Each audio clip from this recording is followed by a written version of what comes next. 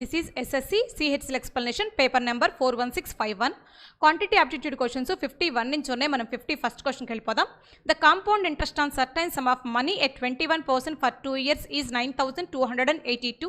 Its simple interest at the same rate and for the same period is. ఇక్కడ clear గా గమనించినట్లయితే 21% చొప్పున 2 years కి అయ్యే కాంపౌండ్ ఇంట్రెస్ట్ ఇచ్చేశాడు. సేమ్ రేట్ ప్రకారం సేమ్ పీరియడ్ టైం పీరియడ్ తో సింపుల్ ఇంట్రెస్ట్ ఫైండ్ అవుట్ చేయమంటున్నాడు. ఇది మన క్వశ్చన్ రైట్. మనకి కాంపౌండ్ ఇంట్రెస్ట్ 2 years కనుక్కోవడానికి వాడే formula R into R by 100 ప్రకారం రేట్ ఆఫ్ ఇంట్రెస్ట్ 21% తీసుకొని 2 years కి కాంపౌండ్ ఇంట్రెస్ట్ ఎంత అవుతుందో చెక్ చేద్దాం. 2 years కి కాంపౌండ్ ఇంట్రెస్ట్ కనుక్కోవాలంటే R ఇక్కడ రేట్ ఆఫ్ ఇంట్రెస్ట్ 21 కాబట్టి డైరెక్ట్గా సబ్స్టిట్యూట్ చేద్దాం. 21 + 21 into 21 by 100. సో యాడ్ చేస్తే 21 + 21 యాడ్ చేస్తే 42 అవుతుంది. 21 into 21 441 by 100 ఉంది కాబట్టి 4.41 అవుతుంది. సో ఇవి రెండింటిని యాడ్ చేసినట్లయితే 42కి 4.41 యాడ్ చేస్తే 46.41 అవుతుంది. ఇది కాంపౌండ్ ఇంట్రెస్ట్ 2 yearsకి అయ్యేది గమనించండి. అది ప్రాబ్లంలో ఎంత ఇచ్చేసాడంటే 9282 అని ఇచ్చేసాడు. This is 46.41%. మనం ఫైండ్ అవుట్ చేయాల్సింది సింపుల్ ఇంట్రెస్ట్ కదా. 2 yearsకి పర్ యానం 21 చొప్పున 2 yearsకి అయ్యే సింపుల్ ఇంట్రెస్ట్ 42% అవుతుంది. సో ఇప్పుడు మనం 42% వాల్యూ కనుక్కోవాలి. అబ్జర్వ్ చేయండి, డినామినేటర్లో 2 డెసిమల్స్ ఉన్నాయి కాబట్టి అవి పోవటం కోసం ఆపోజిట్ ప్లేస్లో 2 zeros పెట్టుకున్నా. డినామినేటర్లో ఆడ్ నెంబర్ ఉంది. ఈ ఆడ్ నెంబర్ ఈ 00ని క్యాన్సిల్ చేయలేదు. ఖచ్చితంగా మన ఆన్సర్లో ఎండ్ విత్ 00 ఉండాలి. ఆప్షన్లోకి వెళ్ళి చెక్ చేస్తే 00తో ఉన్న ఆప్షన్స్ 3 ఆప్షన్స్ ఉన్నాయి. చెక్ చేయండి, 3 ఆప్షన్స్ ఉన్నాయి. ఇప్పుడు మనం ఏం చేద్దామంటే 00కి ముందున్న యూనిట్స్ ప్లేస్ చెక్ చేద్దాం. So units place 2 2 into 2 4. న్యూమరేటర్లో యూనిట్స్ ప్లేస్ ఈజ్ 4, డినామినేటర్లో యూనిట్స్ ప్లేస్ ఈజ్ 1. 4 అవ్వాలంటే 4 టైమ్సే, అంటే ఆన్సర్ ఎండ్ విత్ 400 అవ్వాలి. ఎండ్ విత్ 400 అనే ఆన్సర్ ఎక్కడ ఉందంటే సెకండ్ ఆప్షన్లో ఉంది. అదే మన ఆన్సర్ అవుతుంది. నెక్స్ట్ బిట్కి వెళ్ళిపోదాం. Bit number 52.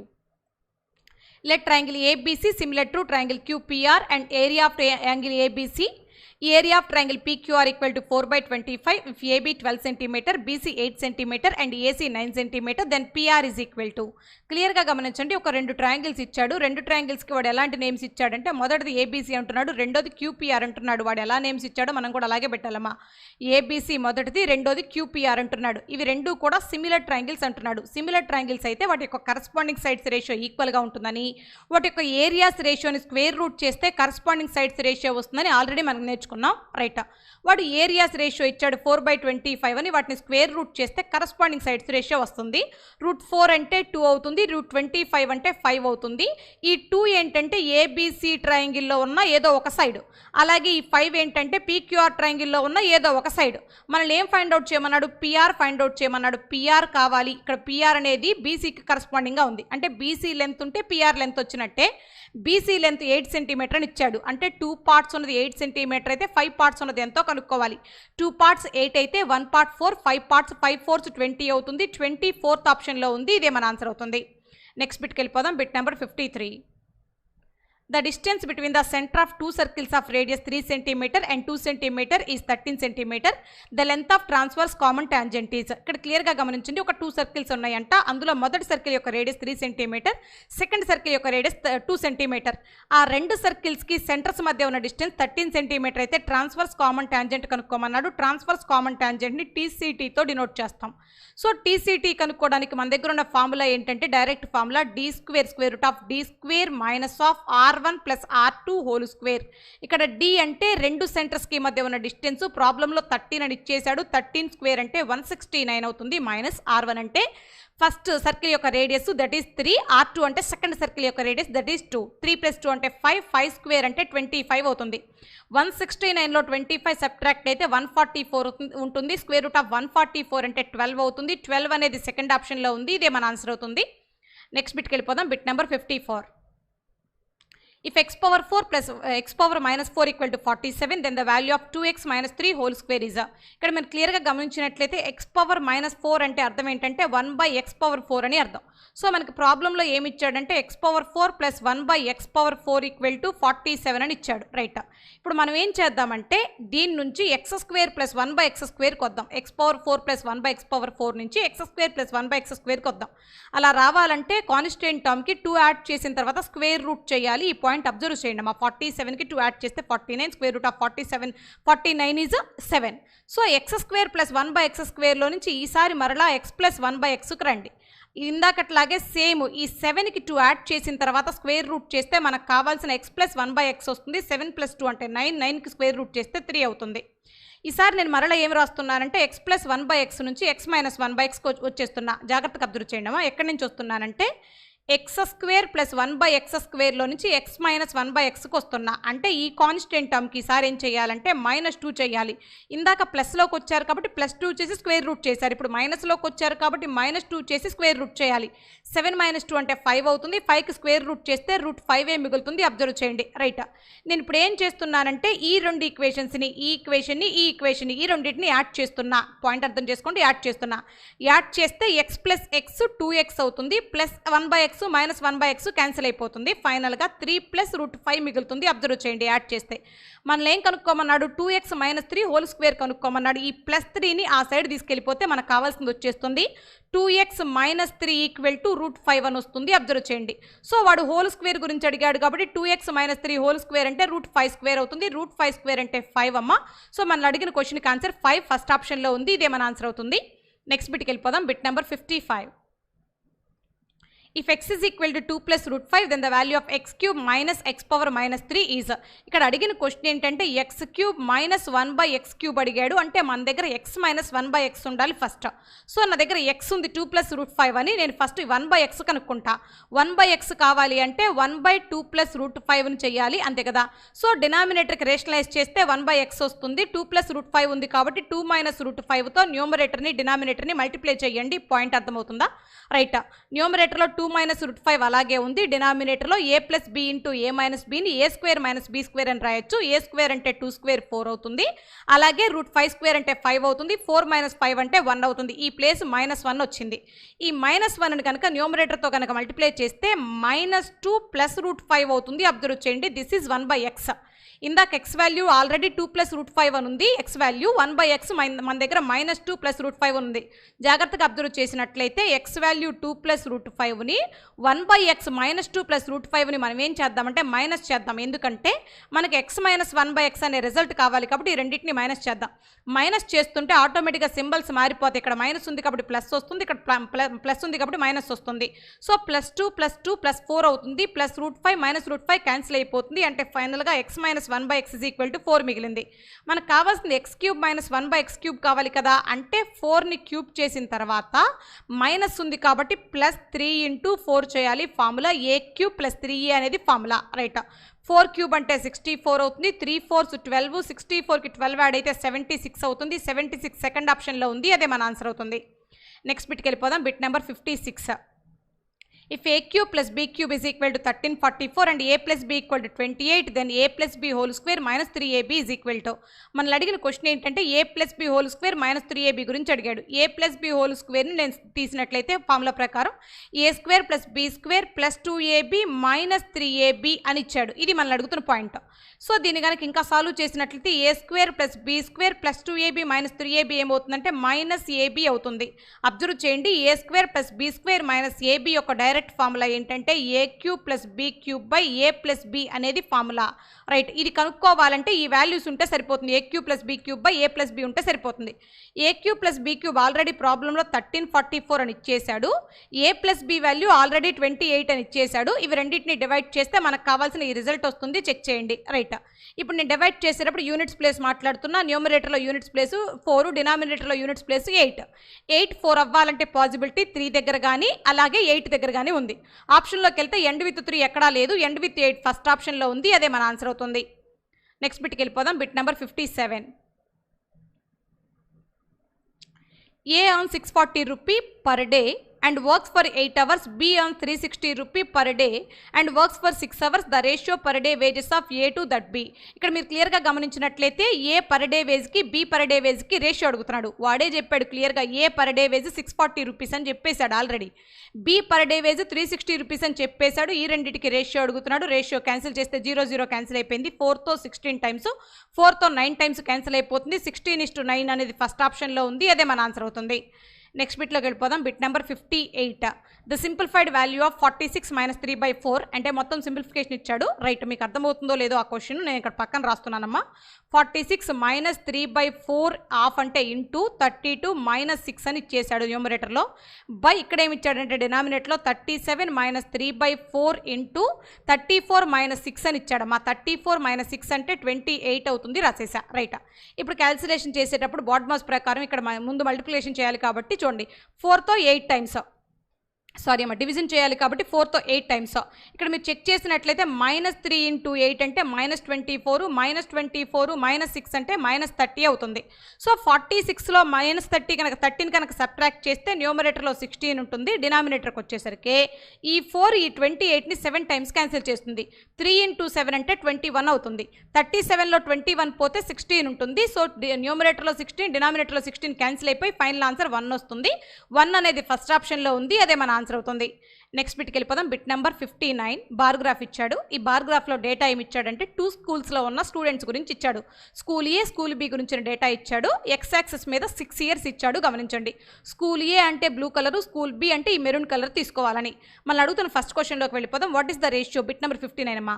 What is the ratio of the number of student taken together for the years 2008, 12, 13 in school A? School ఏలో ఈ 3 ఇయర్స్ యొక్క టుగెదర్కి to the number of student taken together for the 8, 12, 13 in school B. School బిలో ఈ 3 years యొక్క టుగెదర్కి ratio అడుగుతున్నాడు. Right, ఈ వాల్యూస్ పక్కన రాస్తున్నాను. స్కూల్ ఏలో 2008, స్కూల్ ఏలో 2008 ఎంత ఉందంటే 640 ఉందమ్మా. అలాగే 2012లో స్కూల్ ఏ 900 ఉంది. నెక్స్ట్ వచ్చేసరికి 2013లో 750 ఉంది. ఈ మొత్తం టుగెదర్ కావాలి కాబట్టి యాడ్ చేద్దాం. యాడ్ చేసినట్లయితే 40, 50, 90 అవుతుంది. 60, 90 ఇక్కడ సారీ 600, 900, 1500 అవుతుంది. ప్లస్ 700 ఉంది కాబట్టి 2200 అవుతుంది. 2290 వచ్చింది స్కూల్ ఏ టుగెదర్. అలాగే స్కూల్ బిలో ఆ ఇయర్స్ రాసేసి వాడు ఇచ్చిన నంబర్స్ రాసేసి యాడ్ చేద్దాం. 2008 అంటున్నాడు. 2008లో స్కూల్ బిలో 550 మెంబర్స్ ఉన్నారు. అలాగే 2012 అంటున్నాడు. 2012లో 500 మెంబర్స్ ఉన్నారు. నెక్స్ట్ 2013 అంటున్నాడు. 2013లో 480 మెంబర్స్ ఉన్నారు. 480 మెంబర్స్ ఉన్నారు. సో యాడ్ చేసినట్టయితే 50, 80, 130 అవుతుంది. 1 క్యారీ అయింది. నెక్స్ట్ యాడ్ చేస్తే 5 మొత్తం మీద 3 5లు ఉన్నట్టున్నాయి. చూడమ్మా 5 + 5 10, 10 + 4 14 + 1 15.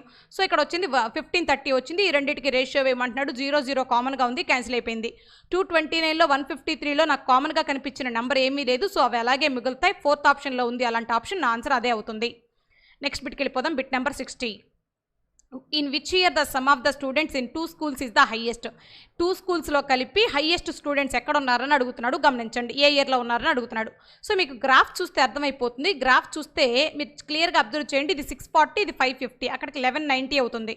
సో 2008లో 1190 ఉంది. ఇక్కడ అబ్జర్వ్ చేయండి. నెక్స్ట్ ఇయర్కి వస్తున్న 2009కి 800, 820, అక్కడ 1620 ఉంది. వాల్యూస్ రాసేస్తున్నా 1620 ఉంది. ఇందాక 1190 ఉంది.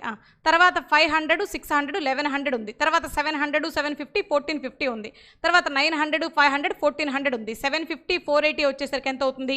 1230 అవుతుంది. సో ఇది కూడా తక్కువే ఉంది. అంటే మనకు కావాల్సిన హైయెస్ట్ ఫిగర్ అనేది 2009లో ఉంది. 2009 4th ఆప్షన్లో ఉంది, అదే మన ఆన్సర్ అవుతుంది. నెక్స్ట్ బిట్కి వెళ్ళిపోదాం. Bit number 61. In which year the percentage increase in the number of total students in school A and B taken together is the highest in comparison to its previous year? Previous ఇయర్తో compare చేస్తే highest percentage increase అయిన highest percentage ఎక్కడుందని అడుగుతున్నాడు. ఇది మనం అడుగుతున్న question. A and B together రెండిట్లో కూడా కలిపి. రైట్, ఆల్రెడీ ఇప్పుడు మనం ఏం చేద్దామంటే 4 ఆప్షన్స్ ఉన్నాయి కాబట్టి 4 ఆప్షన్స్ నుంచి చేద్దాం. మొత్తం గ్రాఫ్ నుంచి చేయొద్దు, ఆప్షన్స్ నుంచి చేద్దాం.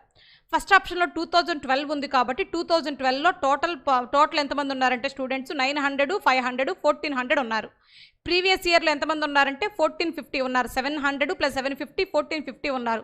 సో ప్రీవియస్ ఇయర్తో కంపేర్ చేస్తే ఈ ఇయర్ ఇంక్రీజ్ అవ్వాలి, కానీ డిక్రీజ్ అయింది కాబట్టి 2012 అనేది ఆన్సర్ కాదు.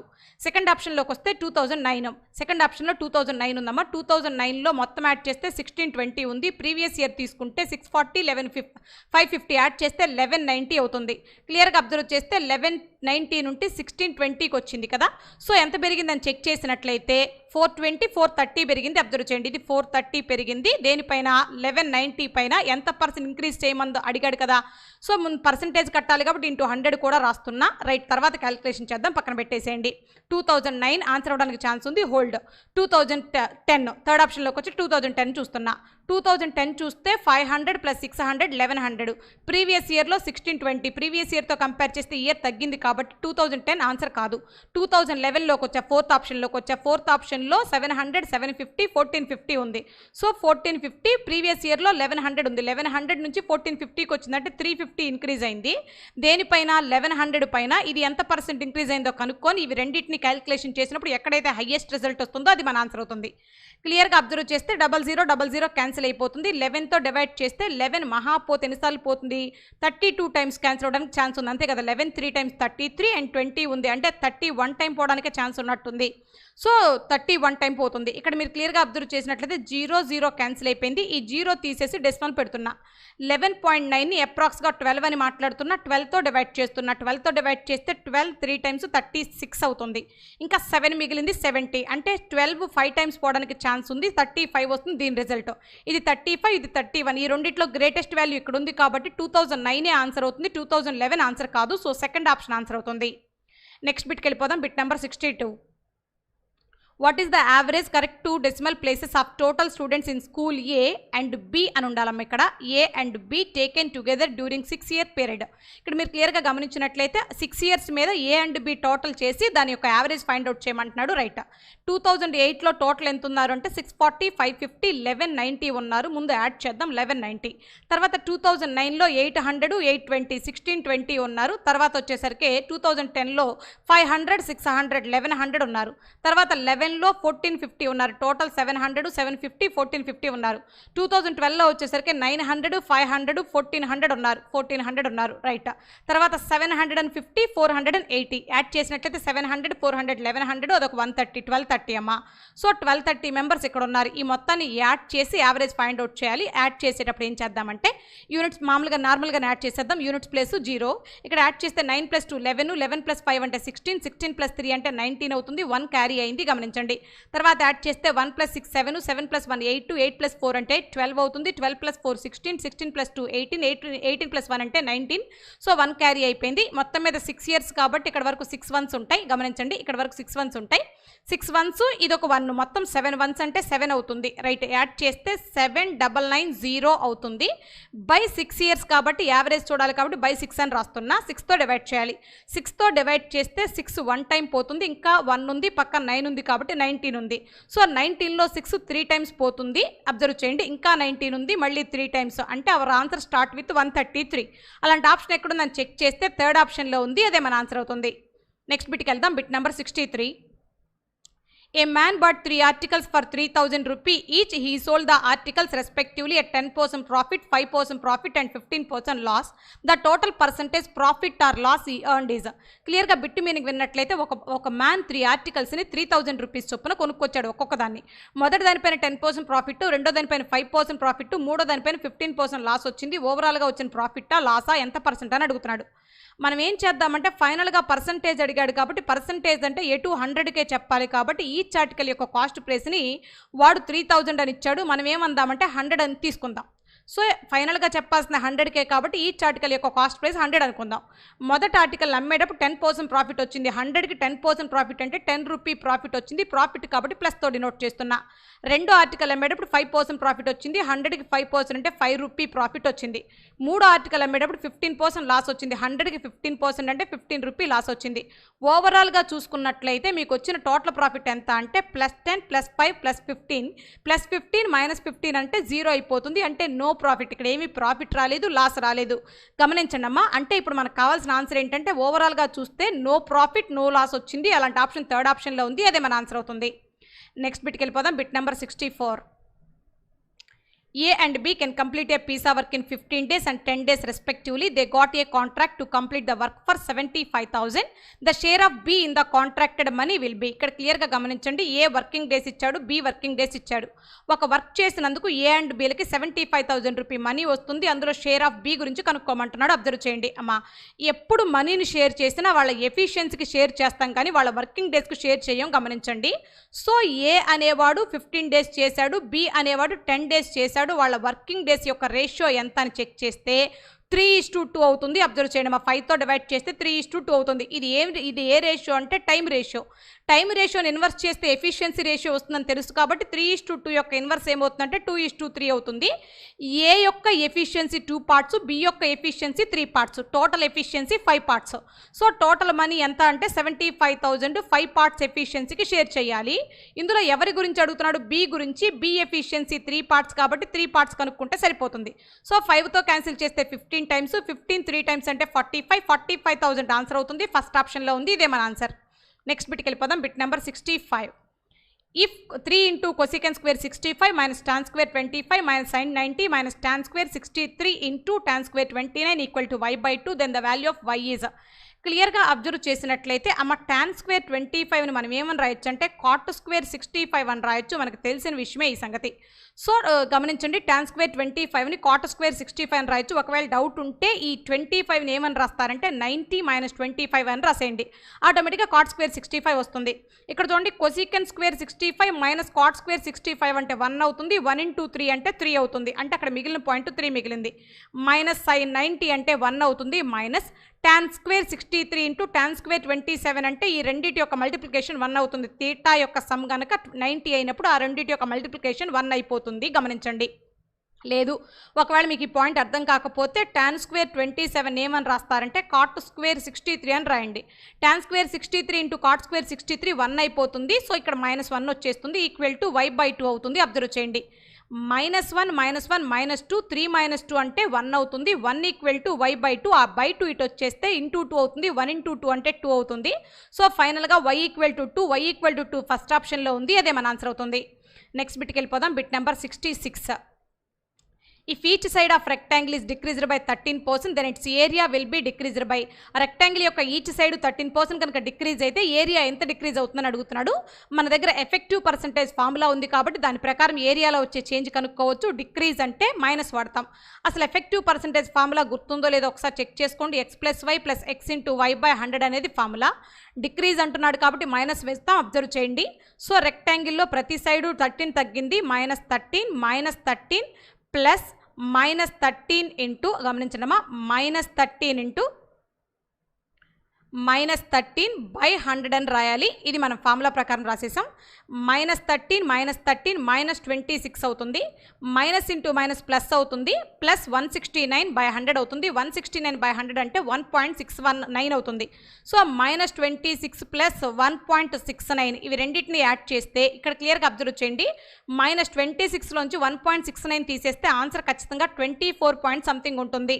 ఇంకా క్లియర్గా చెప్పాలంటే -24.31. మైనస్ ఎందుకు వచ్చింది అంటే ఏరియా డిక్రీజ్ అయిందని చెప్పడం కోసం వచ్చింది. సో ఏరియా ఎంత డిక్రీజ్ అయిందంటే 24.31% తగ్గింది. అలాంటి ఆప్షన్ సెకండ్ ఆప్షన్లో ఉంది, అదే మన ఆన్సర్ అవుతుంది. నెక్స్ట్ బిట్కి వెళ్దాం. Bit number 67. If cos x is equal to -√3/2 and pi less than x less than 3π/2, then the value of 2 cot square x minus 3 secant square x is. ఇక్కడ క్లియర్గా గమనించండి అమ్మా, కాస్ ఎక్స్ -√3/2 అంటున్నాడు, ఇలా ఇచ్చాడు. అసలు √3/2 ఎక్కడ వస్తుందంటే కాస్ 30 దగ్గర వస్తుంది. కానీ వాడు ఏం చెప్తున్నాడు, ఎక్స్ అనేది పైకి అలాగే 3π/2కి మధ్యలో ఉంటుందన్నాడు. సో మైనస్ కూడా రావాలి కాబట్టి నేనేం చేస్తున్నానంటే ఎక్స్ ప్లేస్లో, జాగ్రత్తగా అబ్జర్వ్ చేయండి అమ్మా, ఎక్స్ ప్లేస్లో 180 + 30 అని రాస్తున్నా. సో 180 + 30 అంటే సెకండ్ క్వాడ్రెంట్లో కాస్ అనేది మైనస్ అవుతుంది. 180 ఉంది కాబట్టి కాస్ లాగే మిగిలిపోతుంది. మైనస్ కాస్ 30 అవుతుంది. కాస్ 30 అంటే √3/2 కాబట్టి -√3/2 వస్తుంది. సో ఇప్పుడు ఎక్స్ ప్లేస్లో 180 + 30 రాస్తే సరిపోతుందని అర్థం, అంతే కదా, రైట్. ఇప్పుడు మనం ఏం చేద్దామంటే మనల్ని అడిగిన క్వశ్చన్లోకి వచ్చేద్దాం. మనల్ని అడిగిన క్వశ్చన్ ఏంటంటే 2 cot square x అడిగాడు. ఇప్పుడు నేనేం చేయాలంటే ఫస్ట్ ఎక్స్ ప్లేస్లో 180 + 30 పెట్టి కాట్ ఆఫ్ 180 + 30 కనుక్కోవాలి. So 180 + 30 second quadrant, cot also minus అవుతుంది. 180 ఉంది కాబట్టి కాట్ ఏ మిగులుతుంది. కాట్ 30 అంటే √3 అవుతుంది. గమనించండి. సో ఇప్పుడు కాట్ ఎక్స్ ప్లేస్లో √3 ఉంది. కాట్ స్క్వేర్ ఎక్స్ కాబట్టి -√3 హోల్ స్క్వేర్ అంటే 3 అవుతుంది. సో ఇక్కడ మనకు ఫైనల్గా మిగిలేది 2 × 3 మిగిలింది. -3 × secant square x రాయాలి. ఇందాక ఆల్రెడీ కాస్ ఎక్స్ అంటే -√3/2 అని చెప్పాం. దీని నుంచి ఏమని చెప్పొచ్చు, సీకెంట్ ఎక్స్ అంటే దీని యొక్క రెసిప్రోకల్ అని చెప్పొచ్చు, -2/√3 అని చెప్పొచ్చు. మనకేం కావాలి, సీకెంట్ స్క్వేర్ ఎక్స్ కావాలి కాబట్టి ఇది ఏమవుతుందంటే స్క్వేర్ అవుతుంది. అబ్జర్వ్ చేయండి, -2/√3 హోల్ స్క్వేర్ అయితే 4/3 అవుతుంది. క్లియర్గా 3 క్యాన్సిల్ అయిపోయింది. 2 × 3 6 అవుతుంది. 6 - 4 అంటే 2 అవుతుంది. ఈ 2 అనేది థర్డ్ ఆప్షన్లో ఉంది, ఇదే మన ఆన్సర్ అవుతుంది. నెక్స్ట్ బిట్లోకి వెళ్ళిపోదాం. Bit number 68. The average of 15 persons is 32 years. If 2 more persons are added, the average is increased by 3 years. The new person have an age difference of 9 years between them. The age of the elder among the new persons is. క్లియర్గా bit meaning విన్నట్లయితే స్టార్టింగ్లో 15 persons ఉన్నారు, వాళ్ళ average 32 అని ఇచ్చాడు. అందులోకి ఒక 2 persons add అయ్యారు, వాళ్ళు యాడ్ అయిన తర్వాత యావరేజ్ 3 years ఇంక్రీజ్ అయిందని చెప్పాడు. ఇక్కడ పాయింట్ ఏంటంటే ఆ యాడ్ అయిన 2 persons యొక్క ఏజ్ డిఫరెన్స్ 9 years అంటున్నాడు. మనల్ని ఫైండ్ అవుట్ చేయమంది ఆ ఇద్దరు పర్సన్స్లో ఎల్డర్ ఏజ్ కనుక్కోమంటున్నాడు. రైట్, మనల్ని ఎవరి గురించి అయితే కనుక్కోమన్నాడో వాళ్ళ ఏజ్ని ఎక్స్ అనుకుందాం. ఎల్డర్ పర్సన్ యొక్క ఏజ్ ఎక్స్ కనుక అయినట్లయితే యంగర్ పర్సన్ యొక్క ఏజ్ x-9 అవుతుంది, ఎందుకంటే వాళ్ళిద్దరూ 9 years డిఫరెన్స్లో ఉన్నారు కాబట్టి. సో పెద్దవాడికి ఎక్స్ అయితే చిన్నవాడికి x-9 అవుతుంది. రైట్, స్టెప్ డైరెక్ట్గా రాసేద్దాం. 15 persons ఉన్నారు, వాళ్ళ యావరేజ్ 32, నంబర్ ఇంటూ యావరేజ్ రాస్తే సమ్ వస్తుంది, అంటే ఇది 15 persons యొక్క టోటల్ ఏజ్ అవుతుంది. ఈ టోటల్ ఏజ్ ఆఫ్ 15 personsకి వచ్చి ఎవరు యాడ్ అయ్యారంటే ఎక్స్ ఇయర్స్ ఉన్నవాడు ఒకడు, x-9 years ఉన్నవాడు ఒకడు యాడ్ అయ్యాడు. గమనించండి. రైట్, ఇప్పుడు నేను రాసిన స్టెప్ మీనింగ్ ఏంటంటే టోటల్గా సమ్ ఆఫ్ 15 persons ప్లస్ ఒక పర్సన్ది అలాగే మరొక పర్సన్, అంటే మొత్తం మీద 17 persons యొక్క సమ్ రాసేసా. రైట్, దీన్ని దేనికి ఈక్వల్ చేయాలంటే 17 persons యొక్క సమ్కే ఈక్వల్ చేయాలి. 17 persons ఇంటూ 17 persons అయ్యాక యావరేజ్ ఎలా అయిందంటే 32 ఉండాల్సింది 3 ఇంక్రీజ్ అవటం వల్ల 35 అయింది. అంటే ఈసారి కూడా నెంబర్ ఇంటూ యావరేజ్ రాసా కాబట్టి సమ్ ఆఫ్ 17 persons ఏజ్ రాసేసా. గమనించండి, ఇది 17 persons ఏజ్, అది కూడా 17 persons ఏజ్ యొక్క సమ్మే. దీంట్లో నుంచి ఎక్స్ కనుక్కుంటే మనకు కావాల్సిన ఆన్సర్ వస్తుంది. కానీ కనుక్కునేటప్పుడు ఏం చేద్దామంటే క్యాలిక్యులేషన్ మొత్తం చేయకుండా యూనిట్స్ ప్లేస్ మాత్రమే మాట్లాడదాం. ఇక్కడ చూడండి, యూనిట్స్ ప్లేస్ మాట్లాడితే 5 × 2 0, 0 - 9 అంటే +1 అవుతుంది. ఈ +1 ఈ సైడ్ వచ్చేస్తే -1 అవుతుంది. అబ్జర్వ్ చేయండి, ఇక్కడ కూడా యూనిట్స్ ప్లేసే మాట్లాడుతున్నాను. 7 × 5 5, 5 - 1 అంటే 4 అవుతుంది. అంటే మొత్తం కాన్స్టెంట్స్ అన్నిటినీ కూడా యూనిట్స్ ప్లేస్ చెక్ చేస్తే 4 వచ్చింది. తర్వాత ఎక్స్ టర్మ్స్ మిగిలే, ఇక్కడ ఒక ఎక్స్ ఇక్కడ ఒక ఎక్స్ మిగిలింది, అంటే 2x మిగిలింది. సో 2x ఎండ్ విత్ 4 అని అర్థమైపోయింది. మనకు కావాల్సింది ఎక్స్ ఎండ్ విత్ ఎంతో చూడాలి కదా. సో ఈ ఇంటూ 2 ఇటు వచ్చేస్తే /2 అయిపోతుంది. అంటే ఇక్కడ గమనించండి, 2 4 అవ్వాలంటే పాసిబిలిటీ 2 or 7. సో ఎక్స్ అనేది ఎండ్ విత్, అంటే ఎల్డర్ పర్సన్ యొక్క ఏజ్ అనేది ఎండ్ విత్ 2 కానీ ఎండ్ విత్ 7 కానీ ఉండాలి. ఆప్షన్లోకి వెళ్ళి చెక్ చేస్తే ఎండ్ విత్ 7 లేదు కాబట్టి ఎండ్ విత్ 2 ఫస్ట్ ఆప్షన్లో ఉంది, ఇదే మన ఆన్సర్ అవుతుంది. లేదు అంటే నార్మల్ క్యాలిక్యులేషన్ చేస్తే సరిపోతుంది. నెక్స్ట్ బిట్కి వెళ్ళిపోదాం. Bit number 69.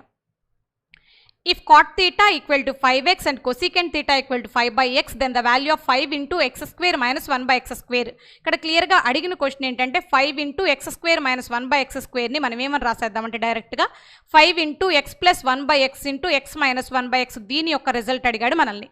మన దగ్గర ఏముందంటే cot theta equal to 5x అని ఉంది, cosecant theta equal to 5/x అని ఉంది. అబ్జర్వ్ చేద్దాం. ఇప్పుడు ఈ రెండింటిని యాడ్ చేసినట్లయితే cot theta + cosecant theta equal to, జాగ్రత్తగా అబ్జర్వ్ చేయండి, 5x + 5/x వస్తుంది. రెండిట్లో నుంచి 5 కామన్ తీస్తే 5 + 1/x వస్తుంది. రైట్, ఈ తర్వాత అదే రెండు ఈక్వేషన్స్ని మైనస్ కనుక చేసినట్లయితే ఈసారి వచ్చే పాయింట్ ఏంటంటే cot theta - cosecant theta equal to 5 × x - 1/x వస్తుంది. ఎందుకంటే 5 కామన్ తీస్తే 5x - 5/xలో 5 కామన్ తీస్తే 5 × x - 1/x వస్తుంది. ఒక్కసారి మీరు చెక్ చేసినట్లయితే జాగ్రత్తగా పాయింట్ చెక్ చేయండి. 5 × x + 1/x అంటే మన దగ్గర ఉన్న result cot theta + cosecant theta. దాన్నే నేను ఎలా రాస్తున్నానంటే జాగ్రత్తగా చూడండి, cosecant theta + cot theta అని రాస్తున్నా. రైట్, ఇక్కడ చూడండి, ఇంకా మిగిలింది x - 1/x మిగిలింది. ఈ x - 1/x కావాలంటే ఈ ఇంటూ 5 ఫస్ట్ ఈ సైడ్కి వచ్చేసి /5 అయిపోవాలి. రైట్, ఇప్పుడు నాకు cot theta - cosecant theta /5 ఉంది. నేను ఏం చేస్తున్నానంటే దాంట్లో నుంచి మైనస్ కామన్ తీస్తున్నా. మైనస్ కామన్ తీస్తే ఆటోమేటిక్గా మిగిలేది ఏంటి అంటే cosecant theta - cot theta /5 మిగులుతుంది. అబ్జర్వ్ చేయండి, ఈ మైనస్ ఏం చేస్తారంటే ముందు పడేసేయండి. రైట్, ఇప్పుడు మీరు చెక్ చేస్తే a + b × a - b ఉంది కాబట్టి a² - b² అని రాయొచ్చు. cosecant² theta - cot² theta అని రాయొచ్చు. అంటే 1 ఐడెంటిటీ ఈక్వేషన్ ప్రకారం 1. సో మిగిలింది ఏంటంటే -1, న్యూమరేటర్లో మిగిలింది, డినామినేటర్లో 5 మిగిలింది. సో మన ఆన్సర్ -1/5 అవుతుంది. First option answer. నెక్స్ట్ బిట్లోకి వెళ్ళిపోదాం. Bit number 70. The sum of the salaries of A and B together is 45,000. A spends 85% of his salary and B 70% of his salary. If now their saving are the same, what is the B salary? ఇక్కడ క్లియర్గా గమనించినట్లయితే ఇద్దరి మీద కలిపి 45,000 సంపాదిస్తారు. అందులో A అనేవాడు 85% ఖర్చు పెడుతున్నాడు, B 70% ఖర్చు పెడుతున్నాడు. వాళ్ళిద్దరి యొక్క సేవింగ్స్ సేమ్ అంటున్నాడు. రైట్, ఏ శాలరీని A రూపీస్ అందాం, B శాలరీని B రూపీస్ అందాం. ఏ అనేవాడు 85% స్పెండ్ చేస్తున్నాడు, ఖర్చు పెడుతున్నాడు, అంటే రిమైనింగ్ 15% సేవ్ చేస్తున్నాడని అర్థం. బి అనేవాడు 70% ఎక్స్పెండిచర్ ఉంది అంటే రిమైనింగ్ 30% సేవ్ చేస్తున్నాడు అని అర్థం. వీళ్ళిద్దరు సేవింగ్స్ ఆర్ సేమ్ కాబట్టి ఈక్వల్ చేద్దాం. ఇక్కడ క్లియర్గా గమనించినట్లయితే పర్సంటేజ్ క్యాన్సిల్ అయిపోతుంది. ఈ 15 ఈ 30ని 2 టైమ్స్ క్యాన్సిల్ చేస్తుంది. అంటే నేను ఫైనల్ స్టెప్ ఏమని రాయొచ్చు అంటే A/B = 2/1 అని రాయొచ్చు. ఏ అంటే శాలరీ ఆఫ్ ఏ, బి అంటే శాలరీ ఆఫ్ బి. ఇద్దరి యొక్క టుగెదర్ శాలరీ ఎంత అంటే 3 పార్ట్స్. ప్రాబ్లంలో ఎంత అని ఇచ్చాడంటే 45,000 అని ఇచ్చాడు. క్లియర్గా వాడే ఇచ్చేసాడు 45,000 అని. 3 పార్ట్స్ 45,000. మళ్ళీ ఫైండ్ అవుట్ చేయమంది శాలరీ ఆఫ్ బి అంటే 1 పార్ట్ కనుక్కుంటే సరిపోతుంది. 3 15 టైమ్స్ క్యాన్సిల్ చేస్తుంది. 115,000 అంటే 15,000 ఆన్సర్ అవుతుంది. థర్డ్ ఆప్షన్లో ఉంది, అదే మన ఆన్సర్. నెక్స్ట్ బిట్లోకి వెళ్ళిపోదాం. Bit number 71. If the 7-digit number 54x29y6 x greater than y is divisible by 72, what is the value of 2x plus 3y? Divisibility గురించి ఇచ్చాడు. ఒక నెంబర్ 72తో డివైడ్ అవ్వాలంటే ఆ నెంబర్ 8 and 9తో డివైడ్ అవ్వాలి. సో ఇప్పుడు మనకు కావాల్సింది ఏంటంటే x అండ్ y వాల్యూస్ కనుక్కొని 2x plus 3y చేస్తే సరిపోతుంది. రైటా, ముందు ఏం చేయాలి? 8 డివిజిబిలిటీ చూడాలి. 8 డివిజిబిలిటీ అంటే లాస్ట్ 3 నెంబర్స్ని చెక్ చేయాలి, అంతే కదా? రైటా, లాస్ట్ 3 నెంబర్స్ 8తో కనుక డివైడ్ అయితే టోటల్ నెంబర్ కూడా 8తో డివైడ్ అవుతుంది. అంటే ఇప్పుడు మనం y ప్లేస్లో 0 నుంచి వాల్యూస్ పెడుతూ ఎక్కడ సూట్ అవుతుందో చెక్ చేయాలి. సో y ప్లేస్లో కనుక 0 పెట్టినట్లయితే 906 అవుతుంది. 906 అనేది 8తో క్యాన్సిల్ అవుతుందా అంటే అవ్వదు. అంటే y = 0 దగ్గర కుదరలేదు. y = 1 పెట్టినట్లయితే 916 అవుతుంది. ఈ 916 అనేది 8తో డివైడ్ అవుతుందా అంటే అవ్వట్లేదు. సో y = 1 దగ్గర కుదరదు. y = 2 కనుక సబ్స్టిట్యూట్ చేస్తే 926 అవుతుంది. ఈ 926 అనేది 8తో డివైడ్ అవుతుందా అంటే చూడమ్మా, చెక్ చేయండి అమ్మా. 8 1 టైము, 8 126ని క్యాన్సిల్ చేయట్లేదు కాబట్టి ఇది కూడా అవ్వట్లేదు. మరి y = 3 దగ్గర పాసిబిలిటీ ఉందా అని చెక్ చేస్తే 936. ఒక్కసారి చెక్ చేయండి. 936ని 8తో డివైడ్ చేస్తే ఇదిగో 8 1 టైము అండ్ 13 ఉంది. అండ్ 13 అంటే 8 1 టైమే అవుతుంది. సో 56 ఉంది. 8 7 టైమ్స్. ఎస్, క్యాన్సిల్ అయిపోయింది. సో ఇప్పుడు y = 3 దగ్గర పాసిబిలిటీ ఉంది. అంటే y ప్లేస్లో 3 పెట్టేస్తున్నాను. 5 4 x తెలీదు, 2 9 y ప్లేస్లో 3 6. అమ్మ చెక్ చేయాల్సిందే. 8తో డివైడ్ చేసి చెక్ చేయాల్సింది. ఇందులో లాజిక్ ఏం లేదు. y దగ్గర 0, y దగ్గర 1, y దగ్గర 2, y దగ్గర 3 అట్లా పెట్టి చెక్ చేయాల్సిందే. ఒక్కొక్కసారి అమ్మ పాసిబిలిటీ y దగ్గర 7 దగ్గర కూడా అవ్వచ్చు, అలా కూడా జరగవచ్చు. ఏం పర్వాలేదు, అయినా చెక్ చేయాల్సిందే. రైట్, ఇప్పుడు నాకు కావాల్సింది ఏంటి? 8 డివిజిబిలిటీ చూసేసి ఇప్పుడు 9 డివిజిబిలిటీ చూడాలి. 9 డివిజిబిలిటీ అంటే సమ్ ఆఫ్ డిజిట్స్ చూడటం, లేదా ఎన్ని 9s ఉన్నాయో అన్ని 9s తీసి పక్కన పెట్టేయటం. చూడండి, 5 + 4 9 మల్టిపుల్ పక్కన పెట్టేసేయండి. 9 is 9 మల్టిపుల్ పక్కన పెట్టేసేయండి. 3 + 6 9 is 3 + 6 9 అంటే 9 మల్టిపుల్ పక్కన పెట్టేసేయండి. మిగిలింది 2 మిగిలింది. ఇక్కడ x మిగిలింది. 2కి ఎంత యాడ్ చేస్తే 9 మల్టిపుల్ వస్తుంది అని చెక్ చేస్తే 2కి 7 యాడ్ చేస్తే 9 మల్టిపుల్ వస్తుంది. సో 2 + 7 అంటే సరిపోతుంది. 9 మల్టిపుల్ అవుతుంది. అంటే x ప్లేస్లో 7 ఉండాలి, y ప్లేస్లో 3 ఉండాలి. ఈ వాల్యూస్ తీసుకొచ్చి మళ్ళీ అడిగిన క్వశ్చన్లో సబ్స్టిట్యూట్ చేయాలి. 2 × x అంటే 7 + 3 × y అంటే 3. అబ్జర్వ్ చేయండి. రైట్, 2 × 7 14, 3 × 3 9 అవుతుంది. 14 9 యాడ్ చేస్తే 23 అవుతుంది. 23 4th ఆప్షన్లో ఉంది, అదే మన ఆన్సర్ అవుతుంది. నెక్స్ట్ బిట్కి వెళ్ళిపోదాం. Bit number 72.